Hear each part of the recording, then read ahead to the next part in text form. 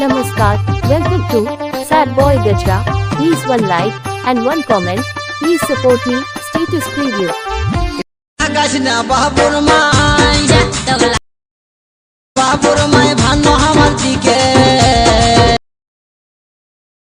भाभी हाथटाई धोली ठाकुर जी के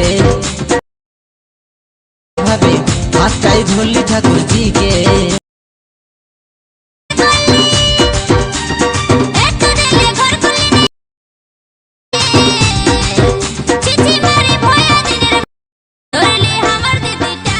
चैनल को सब्सक्राइब करो पहले। हाँ जल्दी करो, मुझे पता है कि आप लोग नहीं करते हो, वीडियो देखते हो लेकिन सब्सक्राइब नहीं करते। ये लाल कलर का बटन नहीं से दबाओ, जल्दी दबाओ, जल्दी दबाओ, फिर मैं शुरू करूँ। दबा दो जल्दी, दबा दिया, घंटी भी दबा देना।